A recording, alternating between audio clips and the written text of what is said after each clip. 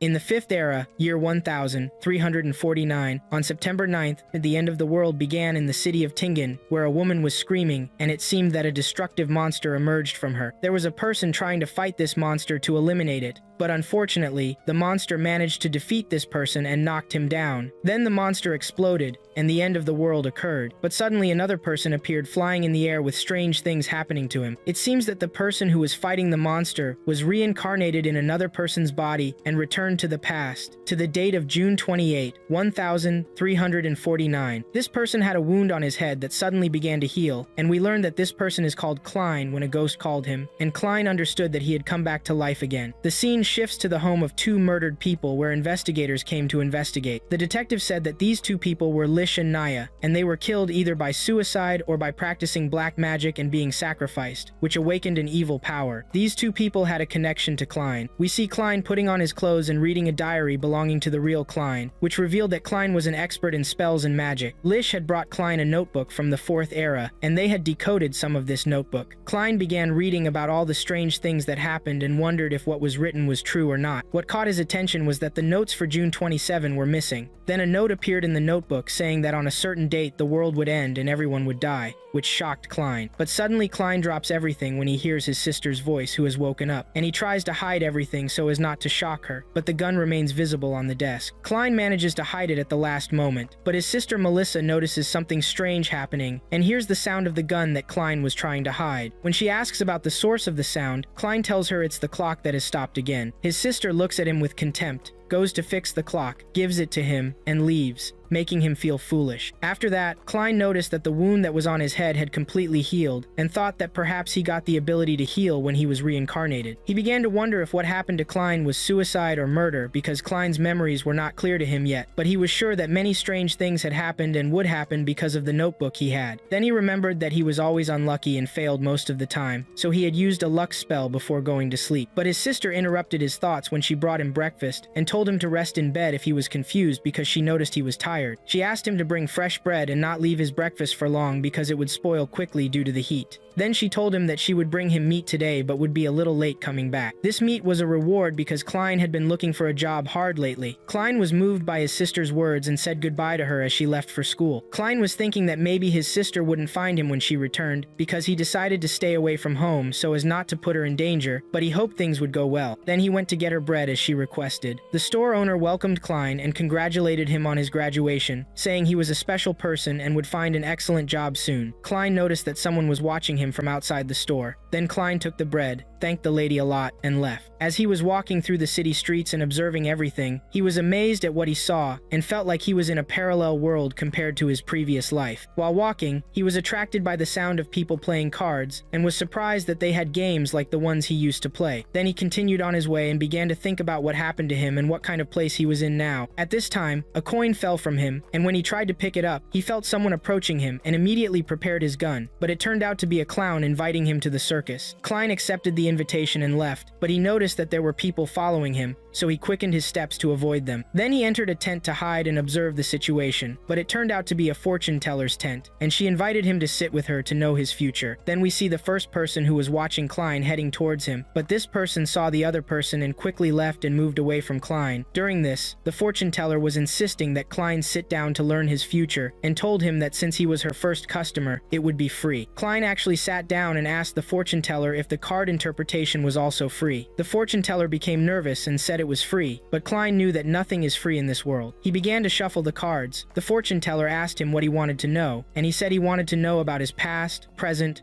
and future. The fortune teller began to draw 3 cards and place them in front of Klein, telling him that the first card was for his past, the second for his present, and the third for his future. She asked him which card he wanted to reveal first, and the card was the Fool card, which is the beginning of the sequence of cards and means a new beginning. At this time, the real fortune teller came, and it turned out that the fortune teller present was a deceiver. The The person who was watching Klein tried to enter the place, but Klein noticed him and quickly left. After that, Klein returned home and began preparations to perform the spell, putting everything in place. Then he went to the center of the room and began the implementation. The papers around him began to fly while he was saying the incantations, but when he finished, he found that nothing had happened and was shocked. But suddenly Klein felt a headache and heard words saying, "Don't look for trouble." Then strange things began to happen, and it seemed that the spell had succeeded as a red portal appeared around Klein, who was screaming in pain. Then he suddenly found himself floating in a strange place surrounded by strange red spots and blue spots. These spots began to wrap around Klein, but suddenly the scene shifted to a strange woman chanting incantations in the name of the Hall family. We also see a strange person holding a bottle, also casting a spell, and it seems that he felt something that shocked him. Then we see that the girl who was chanting the spell moved to the place where Klein was, along with the strange man. It seems the red spots belonged to the girl, and the blue spots belonged to the man. Then the girl asked Klein about the place they were in, and Klein was shocked and didn't understand what was happening. He even thought that he was the one who summoned the man and the girl using his spell. Then the girl asked Klein if he was the owner of this world. After the girl said these words, Klein thought about it, and then a real world began to build around them. Then Klein thought that if everything he thought about and they said actually happened, it means he can use the gray fog, and indeed he was able to use it. Klein thought that it seems he is indeed the master of this world. At this time, the man asked him, "Who are you, sir, and where are we?" Klein began to think about who he was, whether he was really Klein or Cho Mingri. Then he went and sat on the ruler's chair, and the world completed its construction. Then Klein said to the man and the girl, "You can call me the fool." The man said to him, "Master Fool, who are you and what are you going to do now, because this is considered an assault?" Then the girl said to him, "Have you finished your goal, and can we go home now?" He said to them, "Of course, if that's what you want and you ask me now, I will send you home." During this time, Klein was thinking about the identities of the man and woman because he couldn't see them clearly, and he said the girl seemed like a naive teenager while the man seemed mature and cautious. The girl was happy and said she had always dreamed of having an adventure like this and asked what she could do to become a Beyonder. Let me tell you about the meaning of Beyonders. Beyonders are people who can obtain various supernatural abilities from 22 different abilities in the Beyonder tree by taking certain doses that we will discover later and climbing the Beyonder ladder, which consists of a sequence of 9 floors. The lower the sequential number, the stronger the person becomes, meaning that number 9 is the lowest rank and number 1 is the highest rank. Then we return to Klein, who did not understand the meaning of the word Beyonders and had never heard of it before, so the fool used his intelligence and said to the girl, "The other person can answer this question for you." The other person was surprised how the fool knew that he knew the answer and told the girl, "You are from the city of Loan, and if you want to become a Beyonder, you first need to go and join the Church of the Eternal Night or some other churches. Although there are people who can never become Beyonders because they don't have the ability to do so, Beyonders do exist and fight the dangers of darkness." The girl was saying that she wanted to become a Beyonder without losing her freedom, which is what would happen if she joined the church. So he suggested that she go and join the royal family or a noble family, but she couldn't do that either, so she asked if there was another way. The man told her that there was indeed a way, and he had it because he had 2 doses of Beyonder abilities from the 9th level, one called the Sailor Potion and one called the Audience Potion, and explained to her the advantages of each. During this time, the fool was thinking, does the ability to summon these people and his use of the gray fog mean that he is indeed one of the Beyonders? Meanwhile, the girl told the fool that she had made a deal with the man and wanted him to be a witness to it, but she asked him to accept other meetings, which shocked the fool because he didn't understand either. Then the man said to him, "Sir, you have power beyond our imagination, and we appreciate you choosing us. So, let us handle the trivial matters you don't have time for." The fool thought that if he continued meeting with these people, many of his secrets would be revealed. However, dealing with this mysterious world might help him return home, so he agreed to the meeting and set a fixed time, every Monday at 3 in the afternoon. The girl was happy and suggested that she and the man use aliases since they couldn't use their real names. She proposed that since their master was using a tarot card alias, she would use one too. Her name would be Justice, and the man called himself the Hanged Man. Meanwhile, in the real world, someone was knocking on Klein's door, causing him to lose focus. The mysterious world began to collapse, but he regained control of the situation. He then announced that the meeting was over, and they each returned to their own worlds. When Klein woke up, he realized it was the police knocking on his door. He hid the gun and went to open it, shocked to see that the person knocking was a detective. When he opened the door, he was even more shocked to see that the detective was the same person who had been following him around the city. Klein said to him, "You were the one following me." The detective smiled and said, "Let's just say I was protecting you." The 2 detectives then entered Klein's house. It seemed they also had powers and were considered Beyonders, but we'll find that out as we watch. Anyway, Klein was shocked when he heard the news about Naya and Welch, that they had committed committed suicide. He couldn't believe it. The detective told him that at first glance, the scene indicated it was a suicide and asked if Klein had seen anything strange. Meanwhile, the other detective was reading Klein's journal and read the sentence, "Everyone will die." He asked Klein, who was too shocked to know what to say. He then sat on the bed and said he didn't remember anything. The detective told him, "Never mind that. There's evidence you visited Mr. McGovern's house on the 27th. Klein replied, "You probably won't believe me, but I don't remember anything except what's in my journal." The detective said, "The important thing is that Mr. McGovern is missing a gun, and I'm sure we'll find it here." Klein showed them where the gun was, and said he had woken up yesterday to find the gun next to him. He had been unconscious in a position that suggested he had tried to commit suicide, and since then, he had lost many of his memories. The detective said that what Klein was saying matched their conclusions, but even if they were sure Klein was telling the truth, they had to use their own methods to verify it. Therefore, they would send Klein to a spirit medium to look into his memories and confirm his story. The other detective then said that, in general, they were happy Klein was alive and well, because in incidents and crimes like these, all parties usually end up dead. The detectives then left, taking Klein with them. He was terrified that they would discover he was from another world, but his thoughts were interrupted by a child running away after stealing bread from a bakery, with the baker chasing him. The detective caught the boy, but the boy tried to escape and knocked a wooden plank onto the horse, pulling the detective's carriage, causing things to get tense. Klein seized the opportunity and started running until he reached a distant place. He began to walk, tired. Meanwhile, water was about to fall on him, but suddenly time stopped. Klein understood that a beyonder was nearby and tried to escape. He thought he had succeeded when he got into a carriage and told the driver to move immediately. When he was sure he was far away from the detectives, he asked the carriage driver to stop, but he didn't. It turned out the driver was one of the detectives. Suddenly, Klein woke up from his sleep,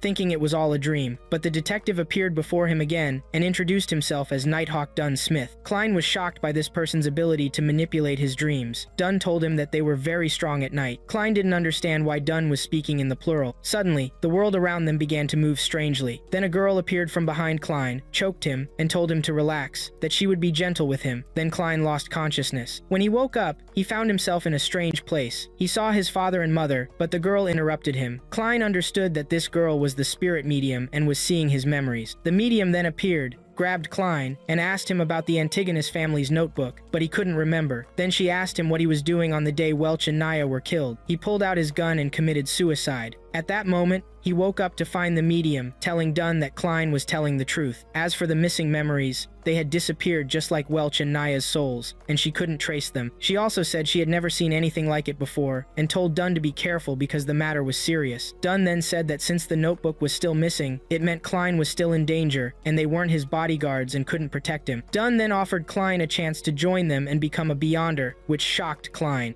The next day, we see Klein walking in the street holding a card for a tavern in the city. He remembered what Dan told him about going to someone named Wright at the Hound Tavern if he wanted to join them. Klein thought that joining Dan's Nighthawks group would be a good cover for him. When he reached the tavern, he found it chaotic, filled with people betting on animal fights and men fighting each other. Klein didn't resemble these men at all. To them, he was like a baby. One of these men was about to start a fight with Klein, but Klein avoided the confrontation. Then he went to talk to Wright, who was angry and asked Klein who sent him. When Klein said Dan sent him, Wright told him to follow. Wright put Klein in an elevator and sent him to a strange place called Blackthorn Company. Klein went to a receptionist named Roseanne, who was sleeping. When she woke up, she said she knew Klein was coming and told him to follow her. We saw a detective there too. Klein and Roseanne went down some stairs and met a quiet girl named Royal, then continued on their way. While walking, Roseanne introduced Klein to the place. They saw a strange person named Fry who was doing experiments on humans, and another person walking alone named Kenley. When they reached the captain's place,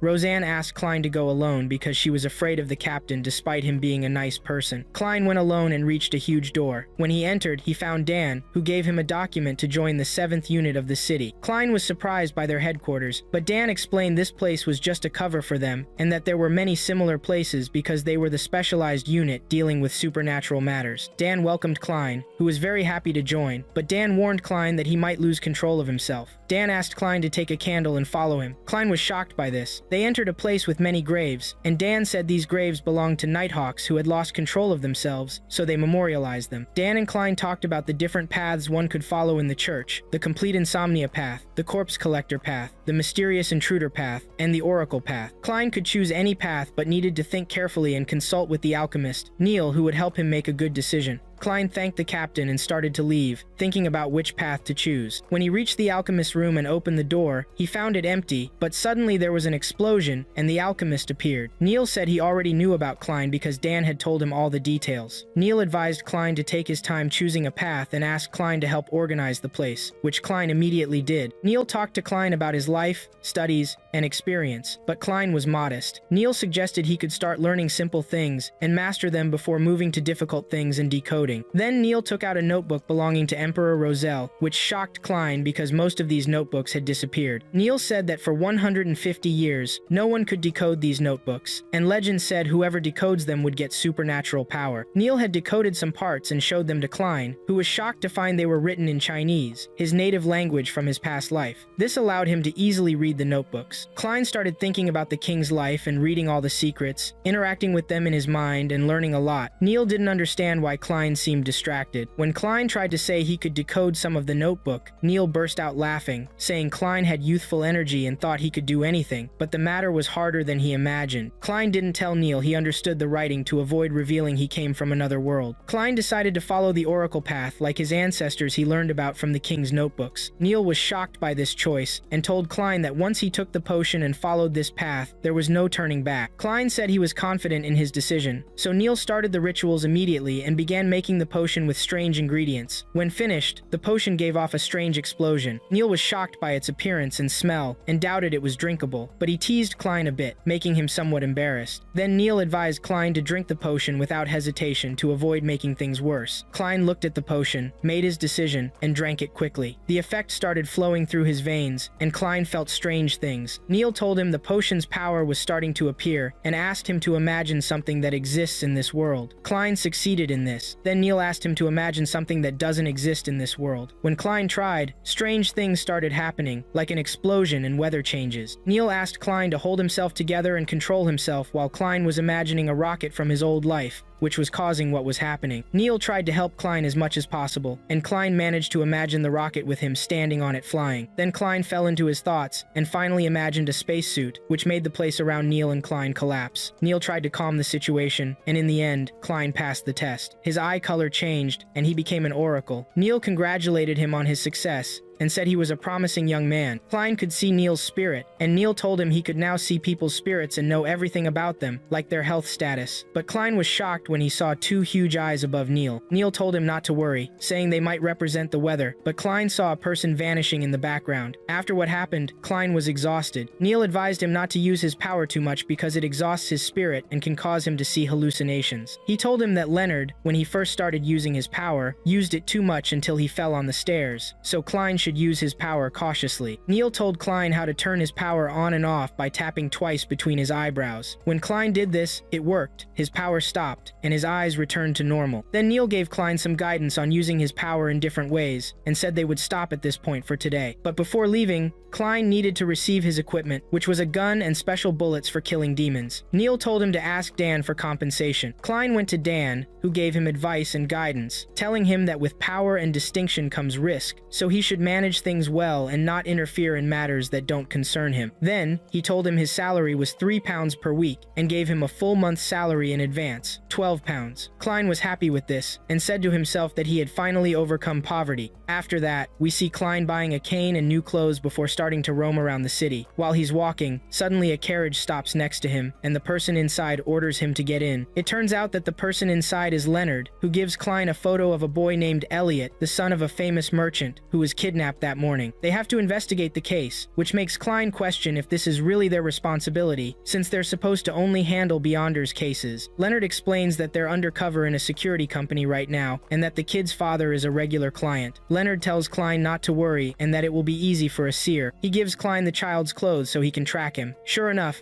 Klein starts using his powers, and Leonard is impressed that Klein bought divination canes. When Klein activates his power, the moon turns red, and his power spreads through the canes. Klein sees everything the child did, but the weird thing is, the same eyes he'd seen before appear, following all the paths the kid had taken. Klein starts directing the carriage where the boy had gone, right and left, until they end up at a strange house on Foreststone Street. When they enter, it looks abandoned. They go upstairs, and the canes lead them straight to where the child is. At that point, Klein uses his eye power and sees the kidnappers with the boy. Leonard praises him and says, "Well done, it's over now." But Klein looks exhausted, wondering if he's overusing his power. Leonard goes to the room and breaks in with his own power. The kidnappers try to kill him, but he dodges the shot and takes out the first one instantly, then beats up the second until he takes him out too. At that moment, a strange feather appears, and both Klein and Leonard feel a black force. Klein backs away, and the kidnappers turn into a bizarre monster. Leonard gets excited and the battle begins. Leonard isn't attacking, and the monster can't touch Leonard, so it tries to get away. But Klein notices and stealthily follows to avoid being ambushed. The monster appears next to Klein, who shoots at it, shaking with fear. The monster flies up into the sky but suddenly falls due to Leonard's power. Leonard appears in his own world, tying up the monster with his power and finishing it off. Everyone is happy the boy was saved, but suddenly Klein feels something strange and sees the eyes again. When Leonard asks what's wrong, Klein says nothing. After Leonard leaves, Klein thinks to himself that the real Klein has been to this place before. They hand the boy over to his father, and Leonard starts investigating, wondering where the kidnappers got a Beyonder potion to become an uncontrollable monster like that. Leonard jokes with Klein, saying he's lucky, since it's rare for beginners to run into a monster like that. Then he says, "Anyway, I'm glad to work with you," and extends his hand for a handshake, which surprises Klein, but he shakes it anyway. Leonard tells Klein there's something that draws him to him. Klein says, "Me too." After Klein leaves, we see Leonard talking with somebody hidden in the shadows. Then we see Klein going home, really happy because he'll tell his sister he got a job. When he gets home and tries to open the door, he finds the place has changed, which shocks him. He feels a Beyonder nearby and tries to escape. He finds a door and goes in, only to see Klein's own notebook. Its pages flipping fast until it stops at the page that reads, "Everyone will die, including me." Suddenly the Fool card shows up and everything changes. Klein wakes up afraid, thinking that the house facing the kidnapping site holds a clue about the Antigonus family's diary. After that, we see someone walking around the city until reaching a particular address. When he gets there, the door opens by itself. It turns out to be Klein's house, and it seems this person is Klein's brother, Benson. He can't believe they'll live in a house like this, and he's so moved that he starts to cry. They all sit at the dinner table. Klein is cooking this time, and Klein's sister and brother are surprised at how good the food smells. His sister even asks if it's really Klein's first time cooking. When Klein's sister tastes the food, she's amazed. Benson gives Klein a gift, a fancy suit. Klein says the suit must be expensive, and his sister tells him Benson's been saving up for a while. When Klein puts on the suit, they're impressed because it fits him perfectly. Klein is happy and thanks his brother and sister, then thinks of their parents for a moment. His brother tells him, "We're family, you don't have to thank us," and they're all happy together. We see after that the person who was watching Klein being tortured by Dan managed to discover the location of the Antigonus family's journal. He figured it out from the seal on his neck, indicating he was from the secret system organization, which is responsible for leaking the Antigonus family's journals. At that point, Leonard said it was no surprise that this person was watching Klein. If the organization wanted something, they wouldn't easily let it go. So Dan decided that they needed to find the journal as quickly as possible before the secret system organization found it. Just then, Dan's assistant came and informed him that Klein had found a clue regarding the journal. We see Klein go to a place where a woman was dead and he couldn't handle it, but Commander Dan helped him and found a message from Leonard saying, "I came here to get the journal." However, while searching the place, they didn't find the journal, and they also learned that the son of the deceased person had disappeared. So Leonard took out a picture of that person and gave it to Klein, who used his staff and power to find out where that person was. When Klein started using his power, his staff began to move oddly and was about to hit him, but Dan intervened and grabbed it, saying that there was a powerful force at play that prevented them from knowing the location of Peber, the son of the deceased person. Therefore, Dan decided to request help from the Knights Templar, as there are many ways to find out where the person is. After that, they moved to a strange place, and Dan gave Klein a topaz pendulum, which helps amplify communication between spirits, and would greatly assist Klein in his mission that day. We learned that the Knights Templar allowed the use of a dangerous level 2 tool to help them find Peber, and this tool was now being brought to the city of Tingen. It is an ancient sealed artifact and one of the rare items used by the Transcenders.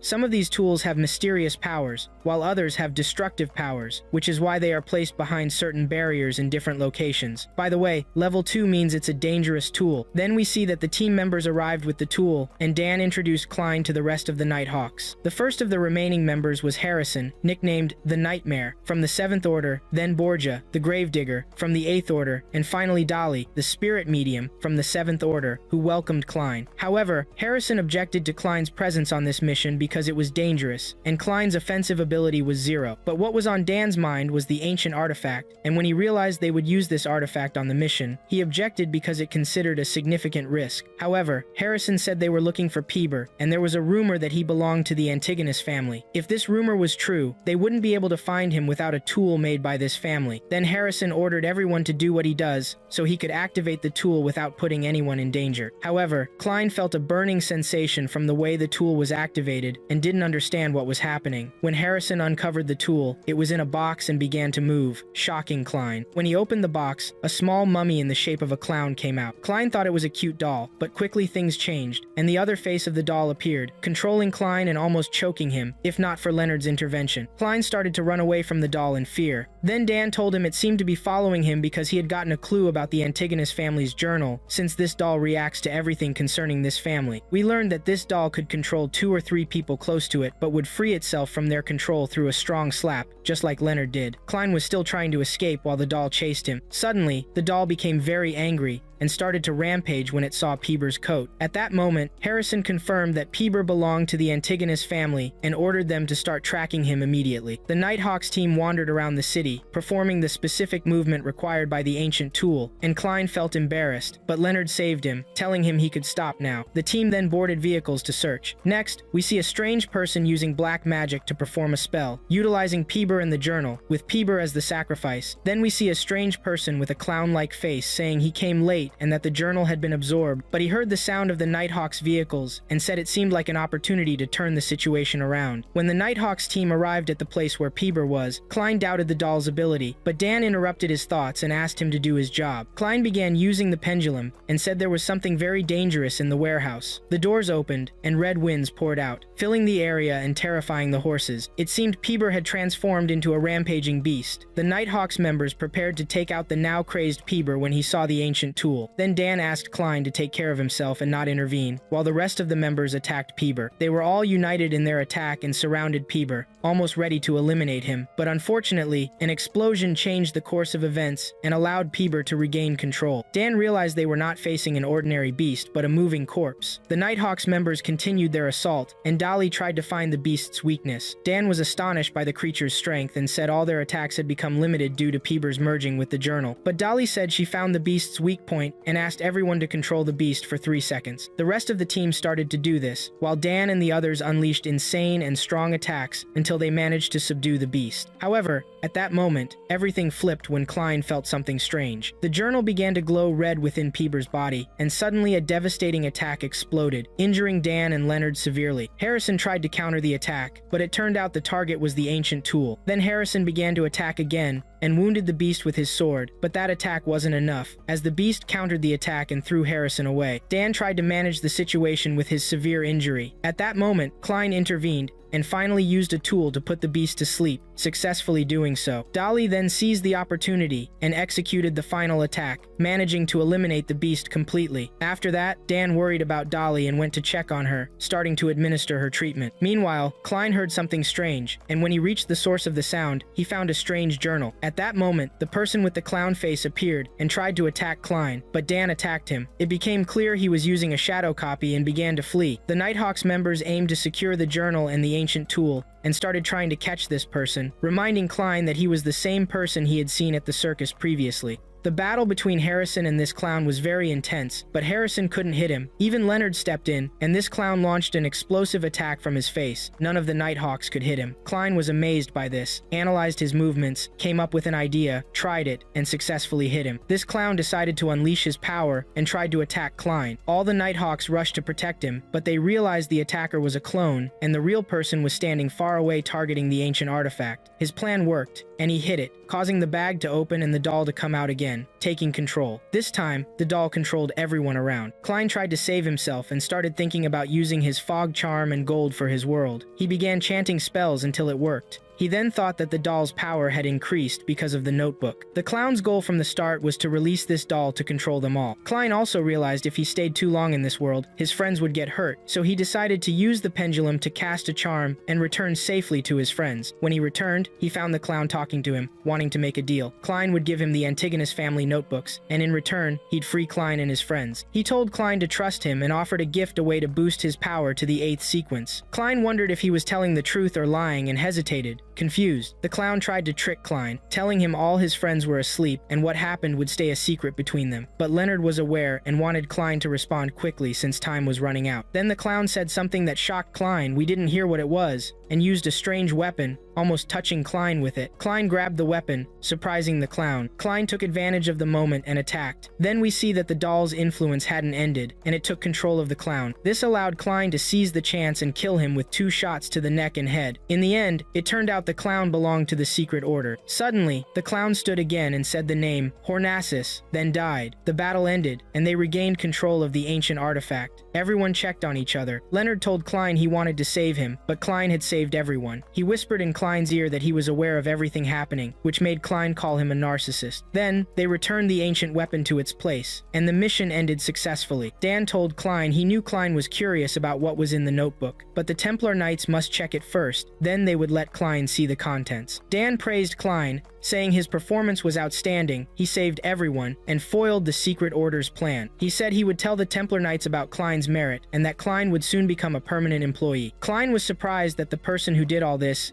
knew the notebook would unleash a dangerous power, so why didn't he do it away from Tengen? Dan told him evil planners always make bad decisions. Klein then looked at the clown's corpse, shocked he'd killed someone. Commander Dan comforted him and said the killing was necessary to save many lives, so he had to deal with it. Klein remembered what the clown said before he died, that the 8th sequence opposite the fortune teller was the clown. After that, the Nighthawks reunited to say their goodbyes. Here, Harrion admitted Klein's power, saying Klein was the first person from the 9th sequence to defeat someone from the 7th sequence, and that his performance was truly amazing. Klein said it was just luck, but Leonard started analyzing the situation, which annoyed Klein, who insisted it was only luck. Finally, Harrison said Klein was the most skilled fortune teller he had ever met, and that he had a bright future ahead, which embarrassed Klein. Klein started experiencing strange things, so Dan told him to rest. Klein reflected on everything that had happened and decided it was time to go to the university and visit his teacher. At the university, Klein talked to history teacher Eggers and asked about Hornassus. Klein told him everything about the Antigonus family notebook and the Hornassus Mountains. The teacher said he heard something similar before, which excited Klein, but the teacher disappointed him, saying it was probably just similar root words. Klein asked the teacher to let him know if he found any information, and the teacher agreed. Klein decided to leave. The teacher thanked him for his gift, but Klein said he was the one who should be thanked for years of teaching. The teacher warned him to be careful with his work, as there are forbidden areas Klein must avoid to not get unlucky. Klein said he would take that advice seriously.